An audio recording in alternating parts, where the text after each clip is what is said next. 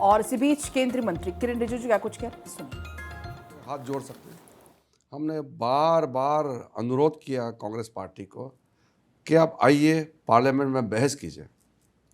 वो करना ही नहीं चाहता है। अब तो कांग्रेस पार्टी के एमपी ये समझते हैं कि वो एमपी इसलिए बने कि उसको हंगामा करना है, चिल्लाना है, गाली देना है। ज़्यादातर जो एमपीओ से मैं बात करता हूँ वो भी भूल चुके हैं कि उसको सदन में बोलना है। एक आदत सा बना दिया ना। तो मैं इसको बहुत गंभीरता से बोल रहा हूँ कि मेंबर ऑफ पार्लियामेंट को हंगामा करना है तो फिर उसको एमपी बनने का क्या जरूरत है? वो तो सड़क पर प्रोटेस्ट कर सकते हैं। इस देश में कोई भी आदमी अगर उसको प्रोटेस्ट करना है तो कहीं भी कर सकते हैं ना। तो एमपी तो इसलिए बनते हैं कि आप लोगों का समस्याओं को लेकर के वहाँ मुद्दा रखना, सरकार से सवाल पूछना और सवाल का जवाब देना सरकार का काम है। तो मैं ये मानता हूँ कि अब कांग्रेस पार्टी के एमपी सारे के सारे लोग ये मान चुके हैं कि उनका काम बोलना नहीं है, उनका काम हंगामा करना और ये गाली देना, ये सोचता But है। sir, Rahul Gandhi all throughout said that they want Amit Shah to come in the house and explain why the pellet guns were fired and why the AK-47 in Bihar was, But in the end, when Amit Shah also said that he's ready to talk, but unfortunately, stalemate continued. Actually, Congress party got scared to face the parliament. That is why they made the excuse of running away from the discussion.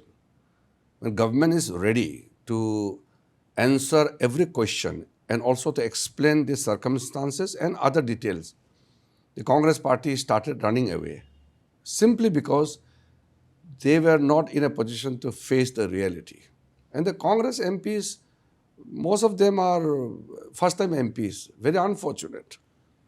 But sir हमने देखा पूरे नारे कि वो बार बार home minister को आने के लिए बोल रहे थे और वो मिसिंग करके आपने देखा पोस्टर्स लगाए और किस तरह की भाषा का भी वहाँ पे इस्तेमाल हो रहा था। तो आपको लगता नहीं कि अगर सरकार पहले ही आ जाना चाहिए था बताने के लिए होम मिनिस्टर को? अरे हम तो पहले दिन से कह रहे थे कि हम चर्चा चाहते हैं, लेकिन तुरंत कैसे जब बिजनेस लिस्ट हो गया तो हमने कहा कि हम जवाब देंगे, समय पे चर्चा करेंगे। उनको मानना ही नहीं, वो तो बहाना कर रहे हैं। पार्लियामेंट शुरू होने से पहले से ही वो नाराबाजी शुरू कर दिया था, पहले दिन से लेकर के आखिरी दिन तक। पार्लियामेंट में जो तय होता है वो तो बिजनेस तो सरकार देते हैं, उनको मालूम है। हमने सारा बिजनेस लिस्ट करके टाइम अलॉटमेंट करके कितना घंटा किस विषय पे चर्चा करना सारा तय कर चुके हैं। प्रॉब्लम क्या है कि कांग्रेस पार्टी के एमपीज और कई सारा एमपीज मुझे आकर के कहते हैं कि कुछ कीजिए और पार्लियामेंट का चलाइए। मैं बोलता हूँ कि मुझे क्यों बोलते हो, आप राहुल गांधी जी को बोलिए ना। तो पार्लियामेंट में तो राहुल गांधी जी जो बोलते हैं कांग्रेस वाला तो वही करते हैं। नहीं, लेकिन सारा ऑपोजिशन ही साथ था इस बार। तो कोई साथ नहीं था, वो सब नेता बोला इसलिए वो खड़े हो गए। ऐसे नहीं, अंदर अंदर से मेरे पास सारा कांग्रेस का एमपी अपना नाराजगी या अपना दुख जताने के लिए काफ़ी आए हैं कि चर्चा नहीं हो रहा। आप देखिए कांग्रेस में कई एमपीज तो तकिया पकड़ के नीचे नहीं आए ना। जो कांग्रेस के अंदर में जो बोल सकते हैं ऐसा एमपी को आप ढूंढिए, वो कभी तकिया पकड़ करके मजाक नहीं उड़ाते हैं और गाला गाली नहीं करते हैं, वो चुपचाप पीछे बैठते हैं। वो तो कुछ एमपी से जिसको राहुल गांधी ने एक हल्ला और गाली देने के लिए एक फौजी टाइप का बना के रखा हुआ एक झुंड, और बेचारे एमपीज अपना बात रखने के लिए आए, लेकिन यहाँ उनको बना दिया नारा लगाने के लिए, चीयर लीडर बना के रख दिया।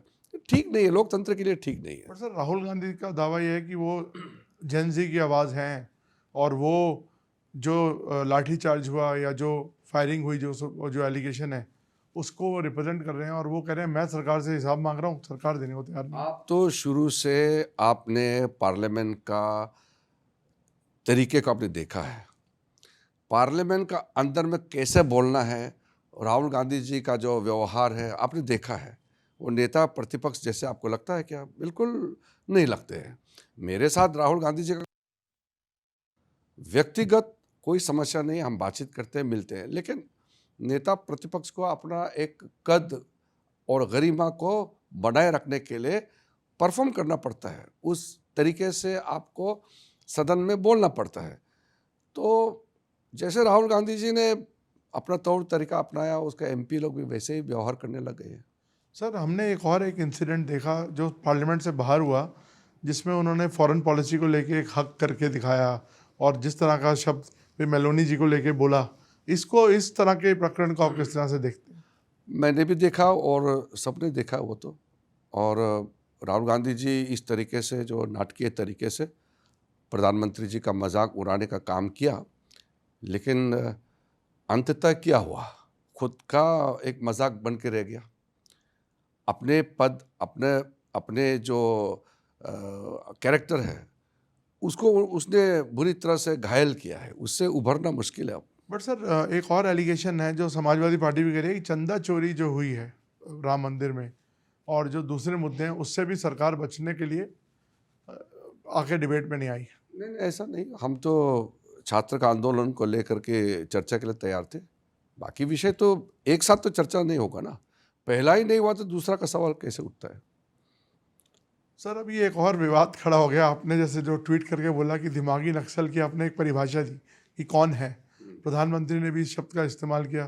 फिर अब एक ट्रेंड चल रहा है कि प्राउड टू बी दिमागी नक्सल। चिदम्बरम जी ने इनफैक्ट जवाब दिया, और एक आज हमने अभी पढ़ रहा था आज से पहले कि दिमागी नक्सल पार्टी भी बन गई है। तो इसको आप किस तरह से देखते हैं?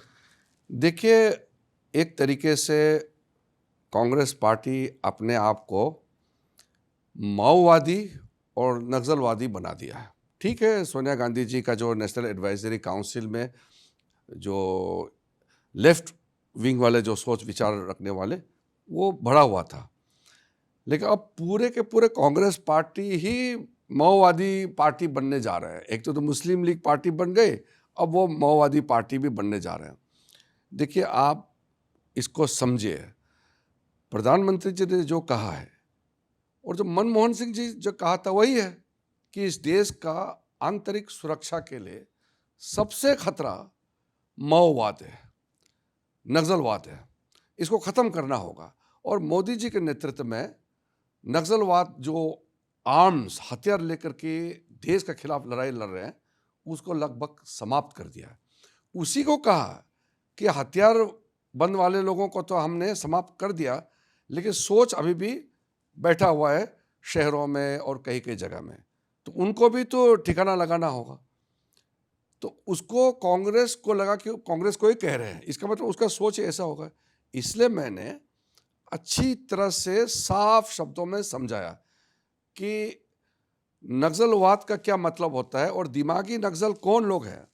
मैंने समझाया कि जो देश को टुकड़ा करने के लिए बात करते हैं, सेपरेटिस्ट, धारा 370 को जो सपोर्ट करते हैं, या जो नॉर्थ ईस्ट को काट के अलग करने का बात करते हैं, या जो माओवाद का जो शिकार जो बने हैं, उनके परिवारजनों के प्रति कोई संवेदना नहीं है।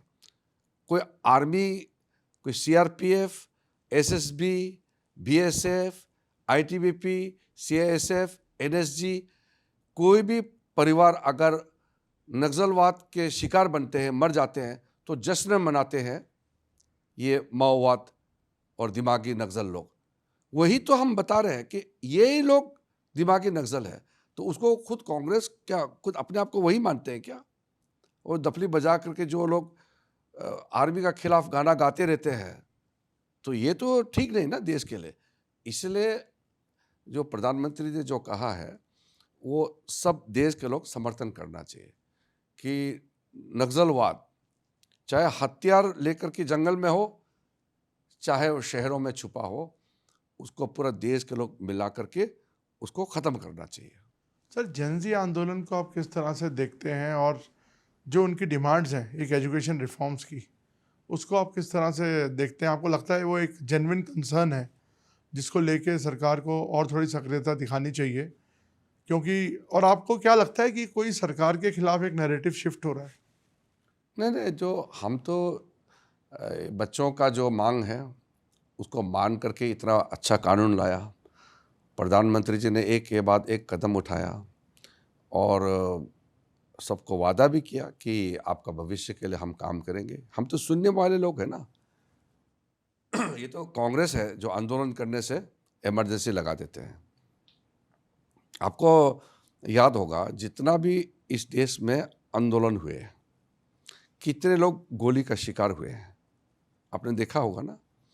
यहाँ तक कि जब तेलंगाना राज्य बनाने के लिए आंदोलन हुआ, कितने लोग मारे गए हैं। असम में, यूपी में, गुजरात में, महाराष्ट्र में, जितना भी प्रोटेस्ट हुए हैं, तो गोली के शिकार में कितने लोग मारे गए हैं। इस आंदोलन में तो एक भी गोली नहीं चली। नहीं, गोली तो वो कह रहे हैं चली है। कहाँ चली है गोली? AK-47 तो आपको इसलिए ये बात को मैं फिर दोहराता हूँ ताकि आपके दिमाग में, लोगों के जहन में ये अच्छी तरह से बैठ जाए। एक आदमी का मौत नहीं हुआ, एक आदमी का हड्डी नहीं टूटा, एक भी प्रोटेस्टर सीरियस इंजरी के साथ में अस्पताल में नहीं है।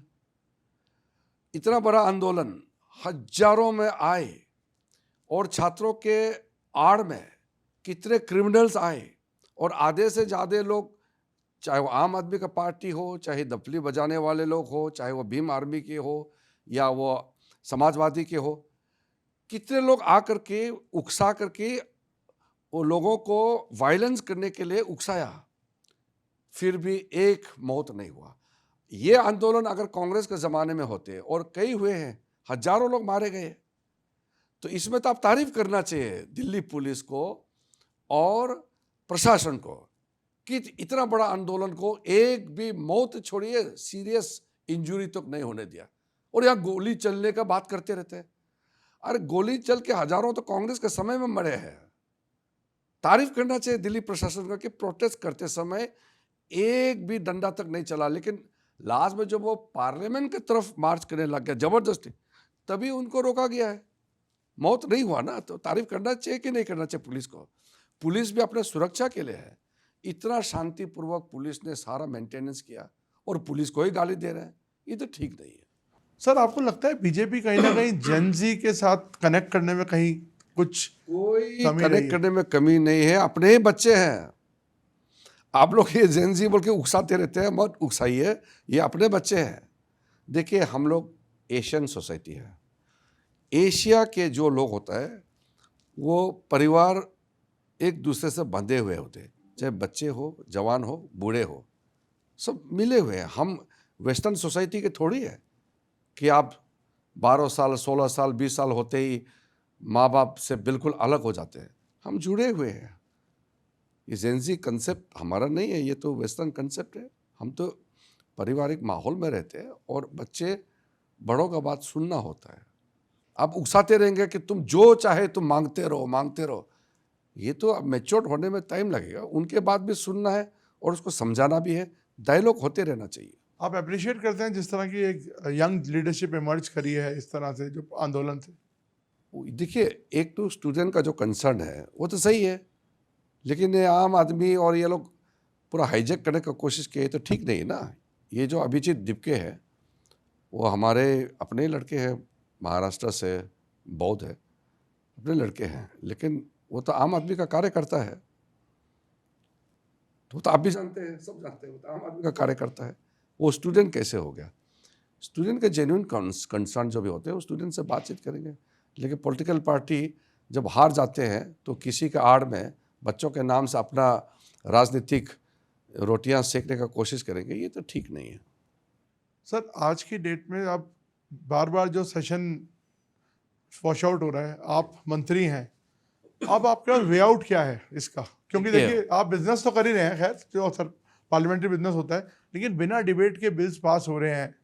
और नवीन जी, पार्लियामेंट अच्छा से फंक्शन होने के लिए सबसे बड़ा दवाई ये है कि विपक्ष के एमपी ये समझ जाए कि पार्लियामेंट नहीं चलने से उनका सबसे बड़ा नुकसान है। सरकार का बिजनेस तो पारित होता ही है, सरकार का तो मेजोरिटी है। पार्लियामेंट नहीं चलने से भी सरकार तो चलता है, और पार्लियामेंट में बिल पारित भी सरकार के पास मेजोरिटी है तो हम तो पारित कर ही लेंगे। लेकिन हम इसलिए ज़बरदस्ती पारित नहीं करना चाहते ताकि बहस हो, हर बिल्स पे, हर बिजनेस पे थ्रेड बेयर डिस्कशन होना चाहिए। तो उसको खंगाल खंगाल के निकालना है ना कि किसी बिल के अंदर में क्या है। वो तो पढ़ा भी नहीं, विपक्ष के एमपी पढ़ने का मौका ही नहीं मिलते हैं। तो इसलिए जिस दिन ऑपोजिशन एमपी समझ जाएगा कि पार्लियामेंट नहीं चलने से उन्हीं का नुकसान है, उसी के लिए उनको लोगों ने भेजा है पार्लियामेंट, तो वो पार्लियामेंट में चलाने के लिए भाग लेने लग जाएगा। यही सबसे बड़ा सीक्रेसी है। सर इस बार एक चर्चा डिलिमिटेशन पे भी बहुत थी कि आप लोग लेके आने वाले हैं, इस वजह से बहुत लोग डिफेक्ट करके आपकी पार्टी से आ रहे हैं और एक संख्या बनाने की बात हो रही है, तो इस बार बिल आया क्यों नहीं वो? नहीं, बिल हम लाने के लिए कब कहा था? नहीं, स्पेकुलेशन तो हाँ, थी, तो स्पेकुलेशन मीडिया में तो चली, बट आपका लेकिन इंटेंट तो है ना लाने का? तो हमने कब लाना है वो तो हमारा नेतृत्व और अपना पूरा चर्चा करके तय करेंगे, लेकिन मैं तो घोषणा नहीं कर सकता हूँ और हमने कभी कहा भी नहीं कि हमने इस सेशन में इस बिल को लाएंगे।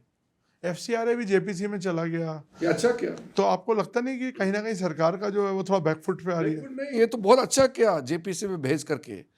अब दूध का दूध पानी का पानी हो जाएगा। इन्होंने क्या गंद फैलाया, पूरा झूठ फैलाया देश भर में कि FCRA जो है क्रिश्चियन मिशनरी को टारगेट किया जा रहा है करके झूठ बात फैलाया, जबकि क्रिश्चियन मिशनरी का टोटल इंडिया का जो फॉरेन कंट्रीब्यूशन आते हैं वो 16% है, बाकी तो सब हिंदू का है।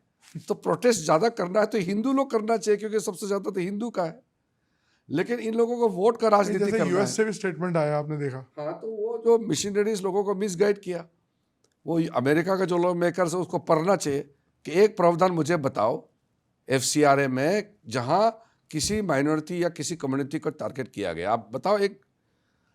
देखिए, इस तरह का झूठे बातें फैला करके राजनीति करना बिल्कुल ठीक नहीं है, इसको बाज आना चाहिए सबको।